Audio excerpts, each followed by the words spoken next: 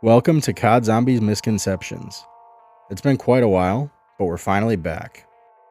Last time, we went over the suppressed DSR in Black Ops 2. Some people believed that with the suppressor on the DSR, you could shoot without waking up the zombies if they were EMP'd. This was proven to be false, and it really doesn't seem like the suppressor actually does anything at all in Black Ops 2. In this episode, I wanted to talk about a few different misconceptions I've heard surrounding max ammos. Ain't that swell? The first one isn't specific to any map. In public matches, I'd often hear people saying not to grab max ammos and to save them for later. I had a guy on Mob of the Dead explain to me that you only get a certain number of each power-up per game, and that if you don't need a max ammo, you should let it disappear to save it for later. Another common misconception I'd hear in public matches was that you would get more max ammos if you destroy the fire extinguishers outside the windows in the starting room of Ascension. I'm sure you won't be surprised to hear that both of these are untrue. I mean, I did call them misconceptions right at the start, so I guess I kinda gave that away.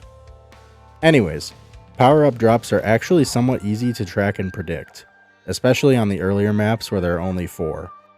Insta-kill, double points, max ammo, and nuke. The power-ups are in a cycle, so at the beginning of the game, you have the potential to get any of them. Let's say you get an insta-kill. Now your next drop cannot be an insta-kill. If you were to get a nuke next, you'd only be able to get a max ammo and double points. Once you've gone through all 4 drops, your cycle will reset and you can get insta-kill again.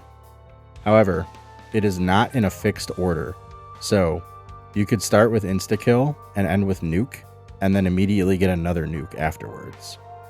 Like I said, with only 4 drops, it's pretty easy to track. But once you get into the later games with more power-ups, it can get pretty complicated.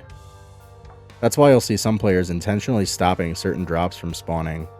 The fewer drops in your cycle, the more max ammos you'll be able to get. Here's a few examples of how to avoid drops. You won't get carpenters if 2 or less windows are unboarded, or if you haven't opened any doors. Death machines won't spawn unless you either purchase quick revive or activate the power switch. So on maps like Shadows of Evil, you can completely avoid them since there isn't a power switch. Lastly, you won't get any fire sales until you move the box for the first time. As for the likelihood of power-ups spawning, I'm not entirely sure how that works. Fellow YouTuber and World at War legend Krups mentioned on a stream that as you gain points, the chance of getting a drop increases. So, if I were to guess, I'd assume that gaining points increases the percentage chance for any zombie kill to spawn a power-up, and once you get a drop, the percentage gets reset. Like I said though, that's just an educated guess based on the current knowledge I have. Do not take that as a confirmed fact. Anyways, that's all I've got for you gamers this time. If you learned something new, you're legally obligated to leave a like.